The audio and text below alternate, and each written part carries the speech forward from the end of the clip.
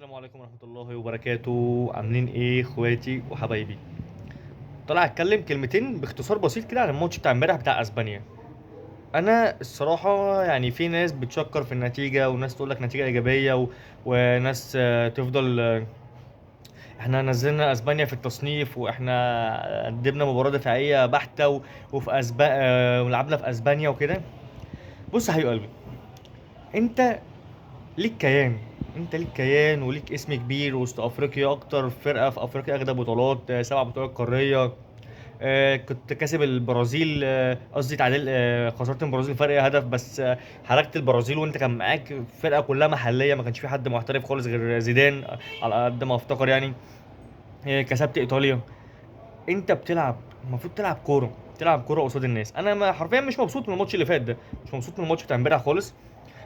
احنا حرفيا ما شفناش تلت الملعب، يعني احنا ما شفناش تلت الملعب، يعني ما جبناش اصلا نص الملعب، لا ما شفناش تلت الملعب بتاعنا، احنا كنا مزنوقين كلنا جوه ال 18. بالنسبه بقى للعيبه، انا عارف ان دي تعليمات، تعليمات طبعا مدير فني وكده، بس في حاجه بالنسبه للعيبه يعني. انت كل ما تاخد الكوره ترجع بيها لورا، كل ما تاخد الكوره ترجع بيها لورا، الا من رحم ربي. هو مين؟ هو مرموش. انت ما عندكش غير مرموش بس اللي عندك الكواليتي، اللعيب اللي بيفرق عن اللعيب المحلي ده حرفيا بطريقه مش طبيعيه. بياخد الكرة بيجري بيها على جوه، ياخد الكرة يجري بيها على جوه. مين برضو اللي عمل كده اول ما نزل؟ هيثم حسن. هيثم حسن برضو اخد الكرة بيحاول يعمل انطلاقات على جوه. انت ما فيش الكلام ده عندك ليه؟ ليه ما تعملش هجمة واحدة بس الشوط التاني كله؟ والشوط الاولاني مفيش غير بس كوره وشوطه بتمرد من بره ال 18، من بره ال 18 كمان، احنا ما دخلناش جوه ال 18، من بره ال 18.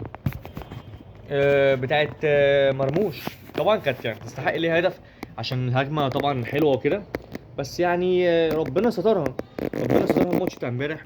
انا بقى في حاجه عاوز اطلع اتكلم فيها. ايه بقى اللي عاوز اطلع اتكلم فيه؟ دلوقتي انت هتلعب مثلا قدام فرق في كاس العالم، اثبتي بقى. هتلعب قدام فرق في كاس العالم، افرض دخل فيك جون، دخل فيك اتنين، هتعوض ازاي؟ قول لي انت هتعوض ازاي بالفرقه الدفاعيه؟ انت مفيش جمله تكتيكيه هجوميه واحده بس. وزيزو حرفيا مش قادر يلعب. هيثم حسن لازم يلعب مكانه، او صلاح. عرفنا الفرق بتاع صلاح في المباريات الدوليه، المباريات الكبيره الاوروبيه دي الصراحه. على العموم، هو الحمد لله ومبروك يا شوبير على الماتش التألق اللي انت عملته ده، ومبروك يا فتوح ومهند لاشين. وباذن الله خير يعني الماتش الجاي.